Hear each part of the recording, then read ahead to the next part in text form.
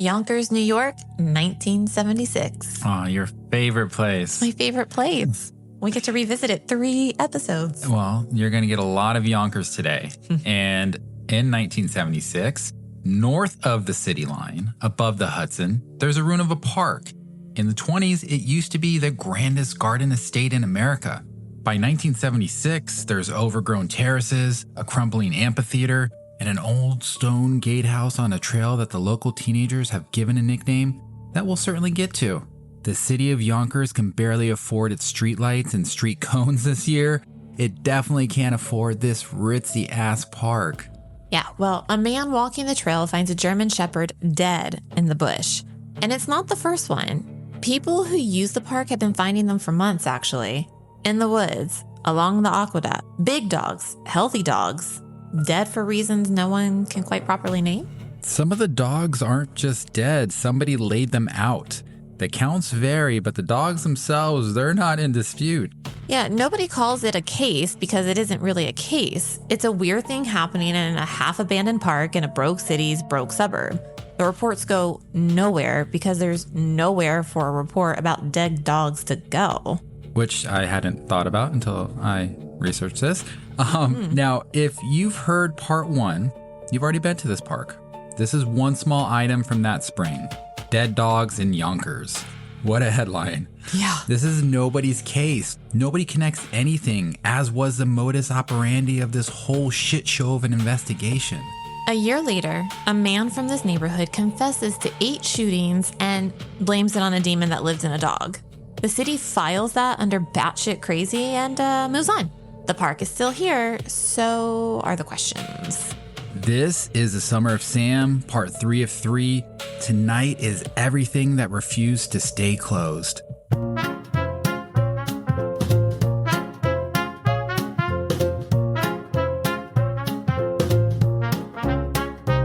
Sneaky footsteps in the night, clues that vanish out of sight. Grab your hat and magnifying glass. We'll talk this case and have a blast. Mugshot mysteries, we're on the trail. Twists and turns that never fail. Laughs and chills, it's quite the show. Who did it? Tune in to know. Welcome back to Mugshot Mysteries. I'm Kathryn. And I'm Gabriel. This is the finale. If you have not heard parts 1 and 2, maybe stop here and go back, because tonight really only works if you've lived that first whole year with us in this long engagement. Now the short version. Between 1976 and 1977, 6 people are killed and 7 wounded by a .44 revolver across New York City. In August of 1977, a parking ticket leads detectives to a 24-year-old postal worker from Yonkers named David Berkowitz. He confesses to everything and blames a demon in his neighbor's dog, pleads guilty, and disappears into the prison system under a sentence north of 300 years. The demon, the plea, and the door closing. Now that's the official ending. Case closed, right? Except tonight exists, so you already know it wasn't.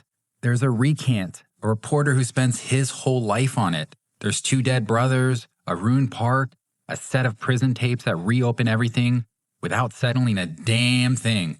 50 years later, it still hasn't been settled.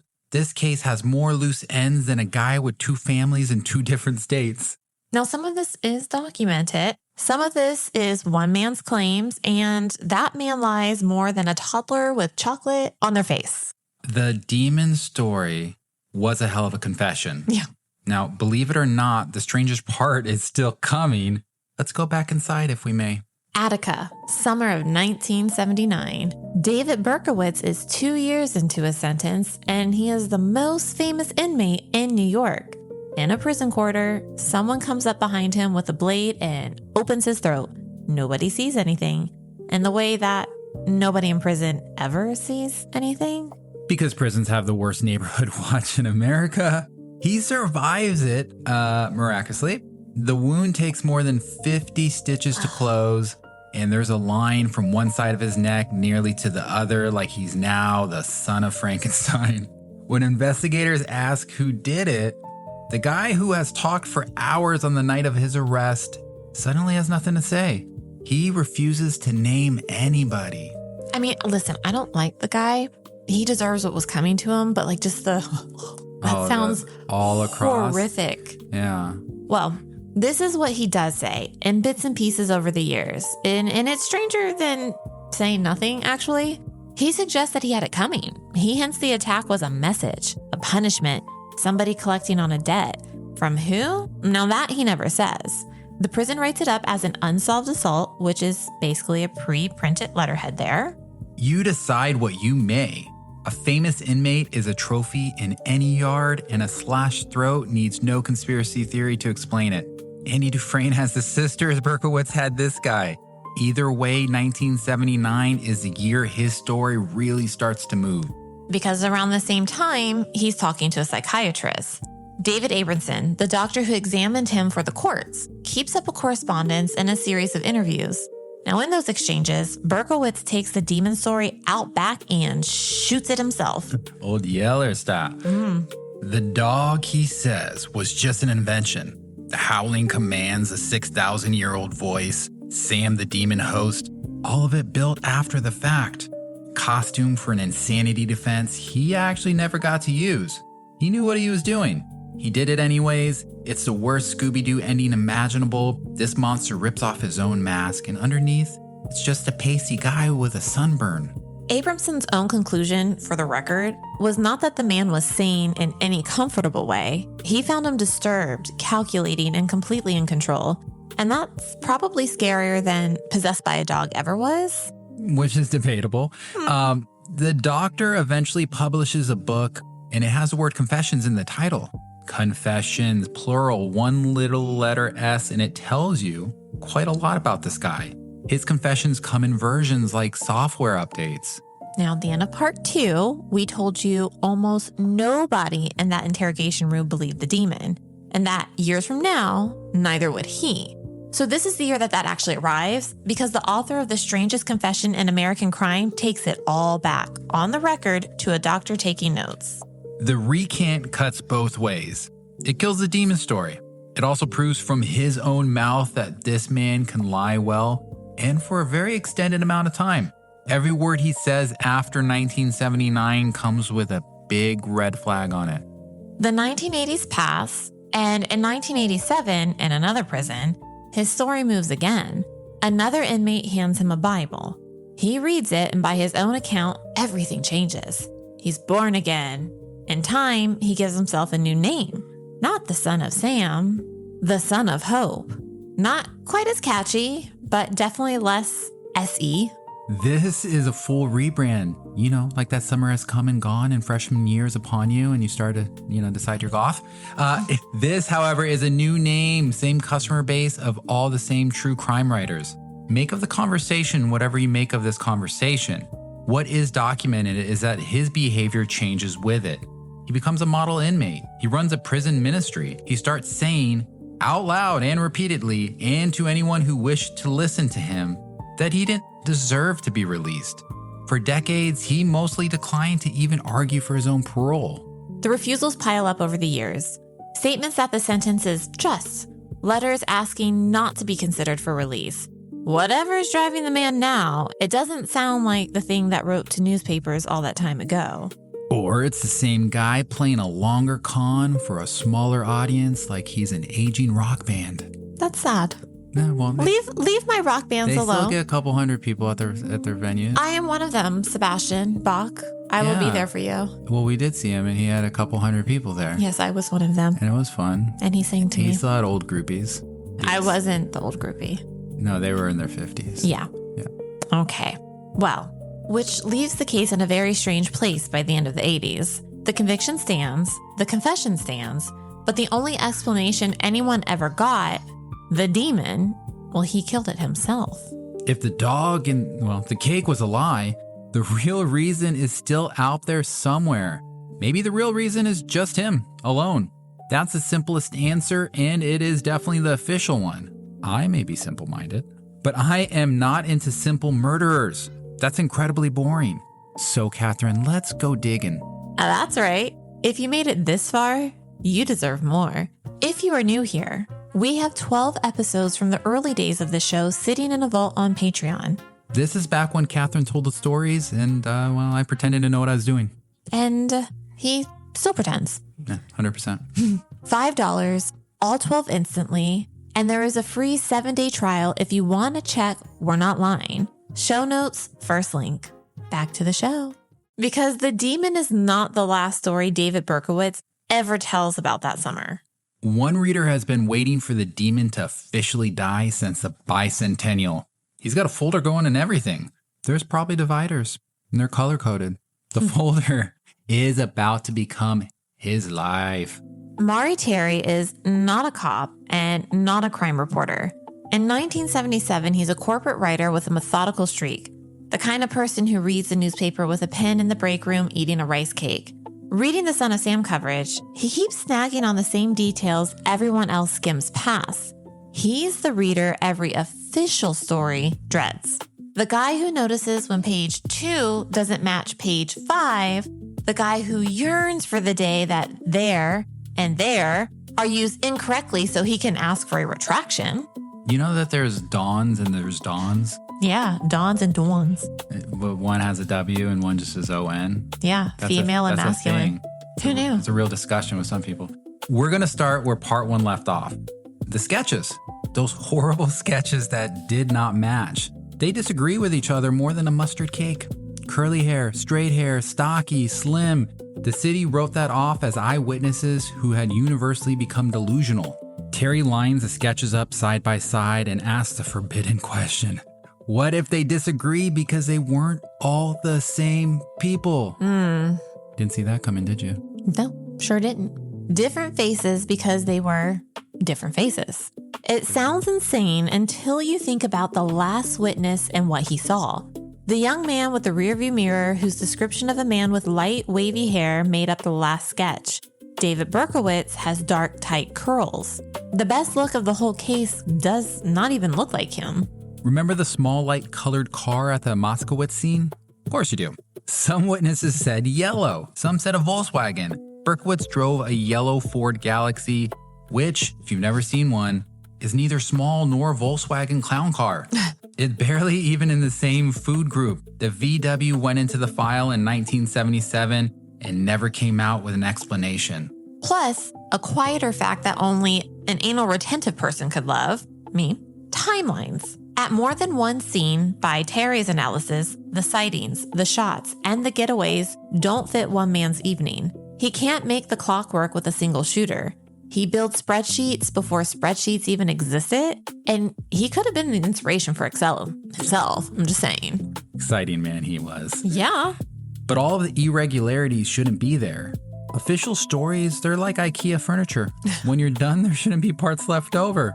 Not that I know anything about all those extra screws I have in my toolbox. The project wasn't done right unless there are screws left over, is what we tell ourselves. Multiple projects. Multiple that are put together backwards. Just extra screws in my box. It's good.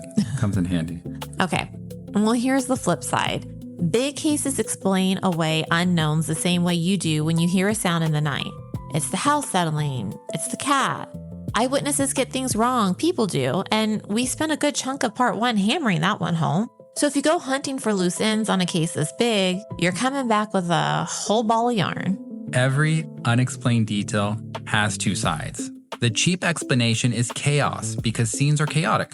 The expensive side here is that a random detail might actually show what really happened. Terry pulls meaning out of every little scrap he can find. This is his superpower, and it's also his trap that he sets for himself. For the record, it's also how every real case that ever got reopened. The world needs Terry's. Here's why he can't be waved off as, a hobbyist. In 1979, the Queens District Attorney, John Santucci, formally reopens his office's Son of Sam files. The sitting DA, whose borough absorbed most of the attacks, says publicly that he has real doubts Berkowitz acted alone. So it's in the air now. A district attorney's doubt, though, is not an indictment and nothing was ever charged. But it takes the question mainstream. The lone gunman now has an official asterisk on it like the market price lobster at a restaurant. It's put there by the office that prosecuted the case. That's not a guy with a podcast. No offense to, people with podcasts. Santucci's people quietly work it for a stretch. Names get run, nothing sticks to anyone living, and the reopening fades away without ever getting a headline close to it. That becomes the case's weather pattern for the next 50 years. Doubt builds, gets official for a season, and then blows over like that spitty rain. Nothing is ever disproven, but nothing's ever proven. Terry spends the decade earning that asterisk. Records requests, interviews with survivors and detectives, trips to places the story should have no business touching, including a windy Air Force town in North Dakota. He does it at nights and weekends around a day job. For years, with a wall of index cards that slowly become his second life. People use the word obsession later, but OCD might not have been a clinical diagnosis then. In the moment, it just looks like a man who won't accept an answer with any type of hole in it. The survivors talk to him, some of them for years, and that tells you something. People who are actually shot at do not give decades of interviews to a crank with spreadsheets. They just don't. Carl DeNaro, the young man from Flushing with a steel plate in his skull, grows into one of the theory's most persistent voices. A survivor insisting, politely, for the rest of his life, that his own shooter never added up to the man in the mugshot. In 1987, Terry publishes The Ultimate Evil. It lands hard. It sells like hotcakes and moves the theory from barroom to bookstore. The core claim in one long breath is this: the son of Sam was not a man. It was a network. A violent occult circle operating out of Yonkers with Berkowitz as one hand among several on the gun. Surprise face. That claim has a real following at one end with a long chain of testimony and guesswork in between. We're going to walk that line, and we're going to tell you exactly where that documentation stops. The first link is a family the series has already met. Terry's road, like the detective's road in 1977, runs straight through the house of a man named Sam. Only this time, it's not about the father, Sam Carr. It's about his sons. The Carr family of Warburton Avenue, Yonkers. You know them. Sam, the retired father whose black Labrador took a bullet.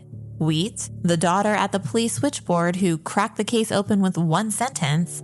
And two grown sons this series has not introduced until now, John and Michael. Go back to the Bresson letter from part 2. The sign-off. The list of names like a rejected horror movie poster. The Duke of Death. The Wicked King Wicker. 22 Disciples of Hell. I like that one, though. They're actually all great. And the one that kind of made me hungry and made me believe I could fly. That's John Wheaties. Now, Wheaties is John Carr's real nickname. Not an invention, not a coincidence. The actual documented childhood nickname of Sam Carr's actual son, mailed to the Daily News in June of 1977, more than a year before the public ever connected the killer to that family. Now, before anyone gets carried away, here's the other side. Berkowitz also put Sam himself at the center of his letters, and nobody thinks Sam Carr was out there shooting couples. Getting written into this man's fantasy world doesn't make you a member of anything. He lived near them, he shot their damn dog, a neighbor could know a nickname. John Carr's adult life runs between two places: Yonkers, where his family lives next to Berkowitz, and Minot, North Dakota, an Air Force town on the Northern Plains, closer to Saskatchewan than to any city you've ever had a reason to visit. I have not visited there. Me either. I've also never been out of this country.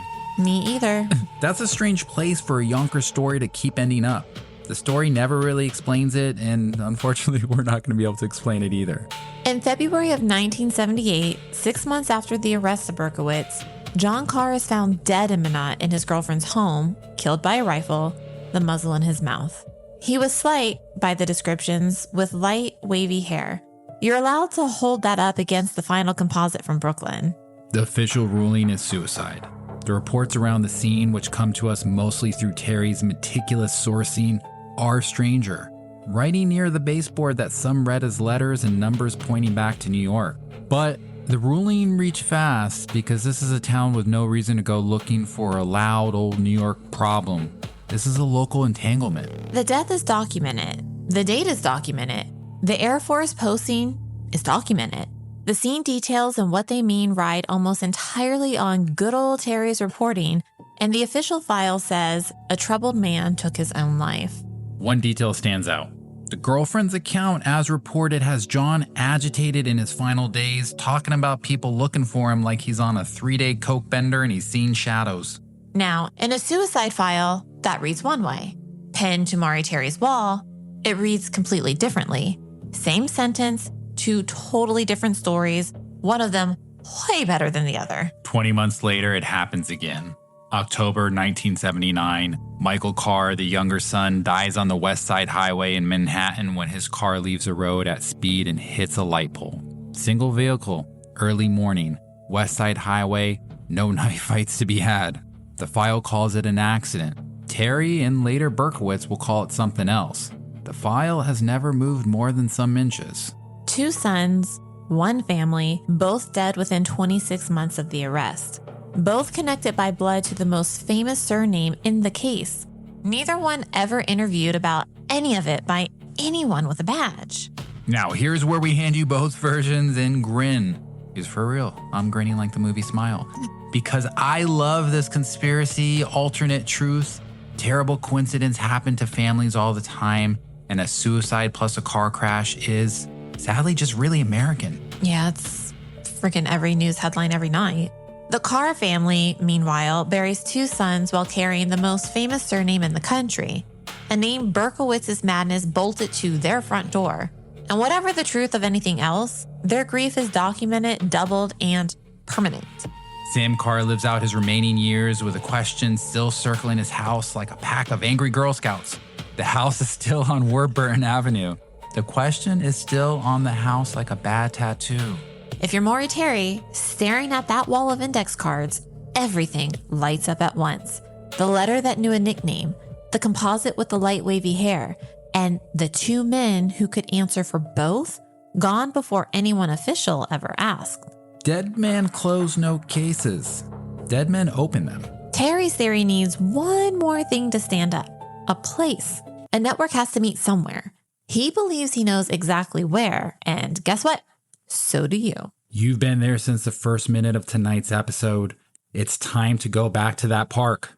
The gardiest garden you'd ever hope for. Untermeyer Park, once the garden estate of Samuel Untermeyer, a Gilded Age lawyer who built terraces, temples, and fountains above the Hudson, basically daring the rest of the country to keep up.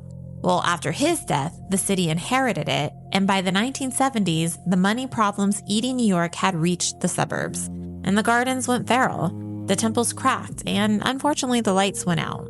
What's left in 1976 is a magnificent ruin with bad lighting and worse supervision, which is kind of a teenager's paradise for dubious behaviors, which I would have loved this place at 16, which is exactly the problem. On the aqueduct trail below the garden sits an old stone gatehouse, a squat, windowless service building, and the local kids renamed it because kids always nail the name. This is a Stephen King name. They call it the Devil's Cave. The trail itself deserves a moment. It's the Old Croton Aqueduct, a flat wooded corridor that runs for miles along the river behind backyards and side streets, including, in Yonkers, directly behind Warburton Avenue. Why are we throwing a garden back at you at probably like 20 to 30 minutes into this podcast? Well, this is a private highway for anyone on foot after dark. You can move a long way along it without ever crossing a lit street. If you sat down to design a spot for gatherings that nobody sees, you'd design something very much like this. The gatehouse is covered in graffiti. Some of it's the ordinary kind, and some of it, by many accounts, is the pointed kind. Inverted symbols, candle wax, the leftovers of gatherings that happened at night and cleaned up badly, like a clandestine meeting between a teenager and a hand. So how much of that is ritual and how much of that is bored kids doing bored kid things is a genuine open question. Having been a bored kid with a hand, I can confirm we did plenty of dumb shit that looked more sinister than it probably was. What is not a theater is dogs. This is what the cold open was about, and it's a small item from part 1 finally paying off, we hope. Surprise, we say. Through 1976 and into 1977, German Shepherds kept turning up dead around this park and along the aqueduct. The counts vary wildly by the teller, from a handful to dozens, and some accounts say the bodies were deliberately treated. The stories vary. The dogs, They were very real, unfortunately. Very unfortunate. It's disgusting. And what's worse is that nobody was ever charged. It was never anybody's case. But hold that pattern up against everything else that you know now. The letters from the 44 killer are full of dogs. Sam Carr's Labrador took a bullet in his own yard. Whatever else is true about 1976 in Yonkers, somebody there had a violent fixation on dogs, and the man who confessed had a documented one. When police finally got into his apartment on Pine Street in 1977, they found walls covered in his own scrawled writing, rambling lines about the neighbors, the noise, and guess what? The dogs. Nobody invented that fixation onto him later. It was on the drywall before he sat down and told that dog story. Which, in the spirit of the night, fits every version of him. A disturbed man tormented by barking. Is he a cult brother soaking in the imagery, or a man decorating his own insanity defense a year early? Now, the alleged group. The Bresson letter counted 22 disciples of hell. Terry gives the Yonkers Circle a name, the Children, and puts its meetings here at the night in the gatehouse and the woods with the Carr brothers and Berkowitz in attendance. Now behind them, at the far end of the chain, he places a real organization. The Process Church of the Final Judgment, founded in London in 1966. Robes, magazines, end times theology that try to squeeze Christ and Satan into the same church service like they were really bosom buddies with less cross-dressing. This church had real chapters in real American cities and a genuine talent for being batshittingly scary. Here is a documented record on the process, delivered dryly. Ready? They were never charged with anything, anywhere, ever. Their reputation as murder cult royalty mostly traces back to a Manson book that linked them in the 70s. The church sued over it, and the material came out of later printings. A satanic apocalypse cult that wins in civil court really is the most 70s detail in this whole thing. By the mid-70s, the group itself had already splintered into pieces, and they were fighting over the furniture and probably the goth girls. Now, lay Terry's chain out end to end, a real church at one end, and a real gun at the other. In between, an alleged offshoot meeting in a real park near real dead dogs with two real dead brothers and one very real convicted shooter allegedly in it. Both ends are documented. Everything in the middle is people talking. A chain is only as strong as its weakest link, and every weak link here is in the middle, and Terry knew that better than anyone. We'll grant the park this much, because we've all stood in shady-ass parks before. Right? Yeah. Probably. Go down that aqueduct trail at midnight and you'll believe absolutely anything, which is exactly the problem with evidence collected by moonlight while high on the local reef. Atmosphere is not testimony. It just kind of feels that way. The park today, for the record, has been rescued. The gardens are restored. There are weddings on the terraces, and the gatehouse is just a gatehouse again. Places recover faster than stories do. The Devil's Cave and the debauchery that happened there, well, it may still happen because teenagers still exist, but it sure has cleaned up over there. Yonkers literally spent years and real money exercising it with landscaping. What the park actually gives the theory is real. Proximity. Berkowitz's apartment, the Carr house, and these woods are all an easy walk from one another. Geography puts everyone near the same trees. It does not put anyone in a red robe looking like eyes wide shut. The park has kept its mouth shut for 50 years for its park. Parks, they're good at that, which as a teenager and sometimes a 20-something, I am very extremely grateful for. Which means if the theory is ever going to speak, it needs a voice from inside. In the 1990s, astonishingly, it gets one. The only voice available, the Son of Hope. After 16 years of letters and petitions, Mari Terry finally sits across from David Berkowitz with cameras rolling. Twice, 4 years apart, in the 1990s for tabloid television audiences in the millions. The man who built the theory face to face with the only living witness. And we do include the Terry part because if we just said Maury sits across David Berkowitz, you'd think something different. My dad was on Maury. Was this like when your dad was trying to find out if you were his? I mean, I kind of want to keep that open and let people decide for themselves. So, 90s tabloid TV. Let's talk about that. All right. We got dramatic stingers, hard zooms, concerned eyebrows, and the inception of O.J. Simpson jokes. Probably 30 years too late. Yeah. Into that arena walks the actual son of Sam, and he hands Terry the story he has spent his life chasing. Yes, there was a group. 24 or so members. Yes, they met in Yonkers in the park. He also says he did not fire the gun at every scene. He assigned shooters like a general manager. Different attacks, different hands. Among the names he puts on triggers are John and Michael Carr. All right. Notice who he casts. Every trigger he assigns belong to someone who can no longer be arrested, sued, or cross-examined. In this version, the dead do all the shooting. The living, himself included, mostly just stand and watch. A story built so nobody can check it isn't automatically a lie, Kathryn. It's just really awfully convenient, and awfully convenient deserves a second look, like this is 1990s Brad Pitt. Third look, maybe. Fourth. We're getting there. Yeah. Actually, no, I'll be kinder to him. Picture under your bunk bed. No, Leonardo DiCaprio. Oof, he's not aging well for me. Well, those 20-somethings think he ages just fine. Yeah, because he's got a bank account. That's true. That age fine. Yeah. Now, for the last night in Brooklyn, the Moskowitz and Violante shooting, he claims he was there but didn't shoot. A lookout, he says, posted across the street while someone else fired. And if you want an explanation for a small yellow car that was never his account will happily supply one. His account will happily supply anything, really. Permanent ink this time. We'll say everything in the last 2 minutes came from one mouth. The same mouth that confessed to all 8 shootings in 1977 with details only the shooter should know. The same mouth that invented a 6,000-year-old demon, and later, when the demon stopped being useful, he confessed to inventing it. Each lie made him look better in a different way. The demon made him a monster with an excuse, and the cult makes him a small man in a large crowd, guilty of less than everything. When a proven liar switches to a story that shrinks his guilt, you're allowed to ask what he gets out of it. He also declines on camera and forever after to name one living member. For their safety, he says.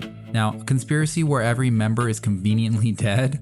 Well, the dead can't exactly call bullshit. Correct. And Terry pushes him on specifics across the sessions, and the specifics wobble. Dates drift, roles shift, and the one thing that never changes is the big claim.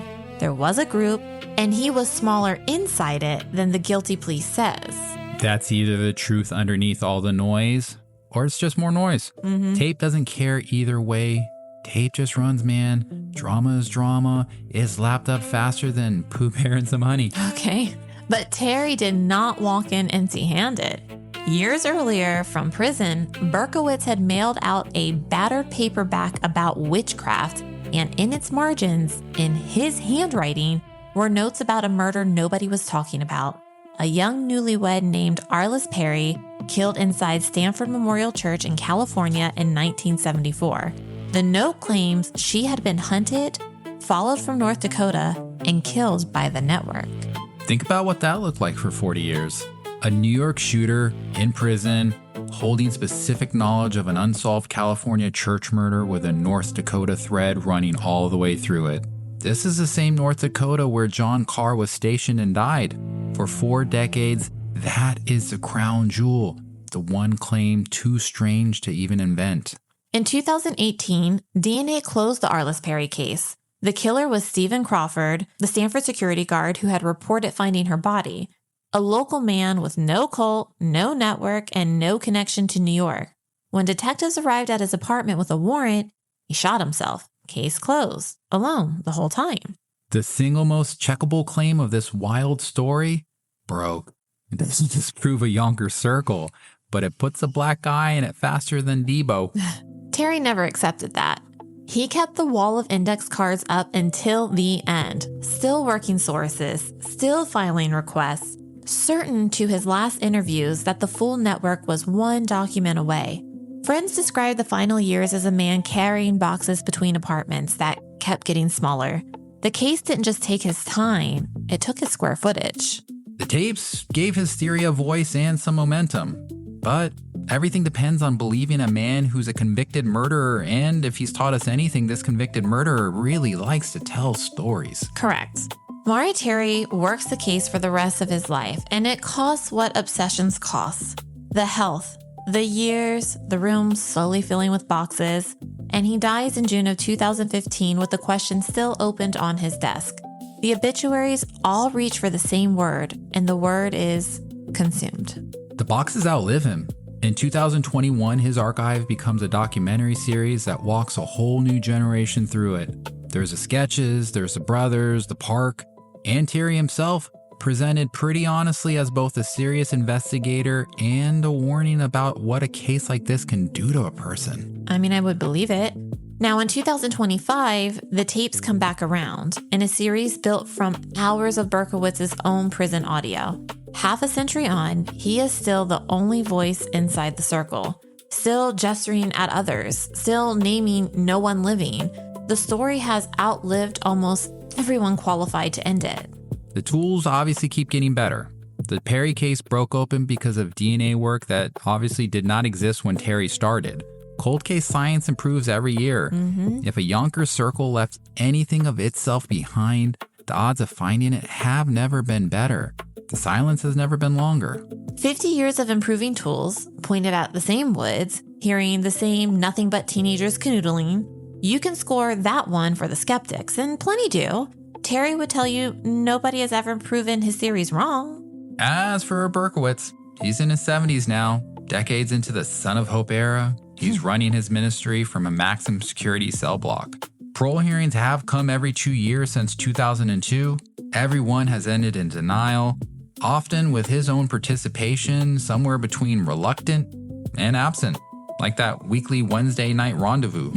This past May, he skipped his 13th hearing entirely. He told a reporter, in effect, that the parole board no longer matters to him, that in the way he counts freedom, he already has it.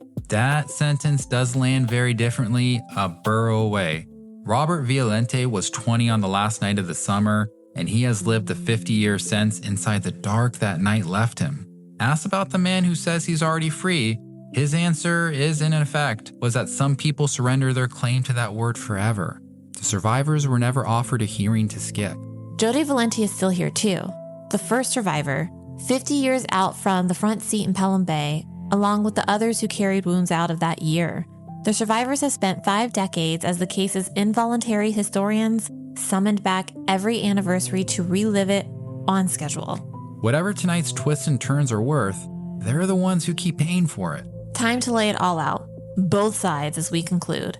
Case closed. 1 man, 1 gun recovered in a paper bag, 1 confession loaded with details only a shooter should know, 1 guilty plea to everything, and 49 years of a prisoner mostly declining to ask for a door outside to freedom.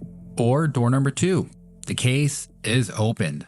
Composites that never agreed and never matched him, a letter that knew a family nickname a year early, a small yellow card no one's ever explained, 2 brothers dead within 26 months, never questioned, a district attorney's asterisk that has never been erased, and a park that has kept its damn mouth shut since 1976. You can build a lone gunman from the closed side and be standing on solid ground. Plenty of careful people do. And you can build a circle from the open side and be standing on Maury Terry's ground, which is really ground with soft patches. Plenty of careful people stand there too. What you can't do after 50 years is make both sides fit into one clean story. New York tried. The story would not go together. 50 years ago this month, Donna Loria and Jody Valenti sat in a parked car in Pelham Bay at the end of a good night, and a man crossed the street toward them. The city that could not protect them spent 1 year learning his name and has spent 49 more failing to agree on whether the name was the whole answer. Her family has spent all 50 asking. 1 man pleaded guilty. Nobody ever explained the other 4 faces. That is the Summer of Sam. 3 parts, 1 city, 1 year, and 50 years of aftershocks. Thank you for walking the whole thing with us. From Fear City to the ticket to tonight, it has been 1 long year and 1 long half century. Now, the debate. And we're not voting for you. The documented case is one man. The undocumented case is a clandestine murder cult. Alone or not alone? Argue accordingly, but murder-death cult sure has a ring to it. Yes. And if you made it through 3 parts, a demon dog, 22 alleged disciples of hell, Maury Terry's lifetime supply of index cards, and approximately 600 reasons to side-eye Yonkers, please leave us a review and a 5-star rating. Tell people you love us. Tell them you think we're completely unhinged. Either way, 5 stars. We've earned them emotionally. But before we go, it is time. Gabriel, what have we learned from this all? We have learned that murder-death cults may be a Yonkers thing, Kathryn, and that you could take impressionable, wholly trusting adolescents and you could take them hopping train card in the 1990s like this is a game of Deadly Frogger. We have learned that you won't always find an answer, no matter how earth-shatteringly hard you look for one. Some mysteries are meant to remain that way in a world that doesn't seem to care about being forthcoming in its plans. We have learned that I repeat a lot of the same points, if only because murders and mysteries follow a very predictable pattern if you look hard enough. There's often no meaning and no way to cope with the absurdities of life. This is just another case where a story will change at the whim of the people with actual answers, if only because facing the truth is impossible and the things we do, we can't explain ourselves. And lastly, we have learned that I make too many O.J. Simpson jokes. And this is because I'm old. Aww. Today, I forever renounce another mention of the juice. We don't believe him. You'll love it every single time.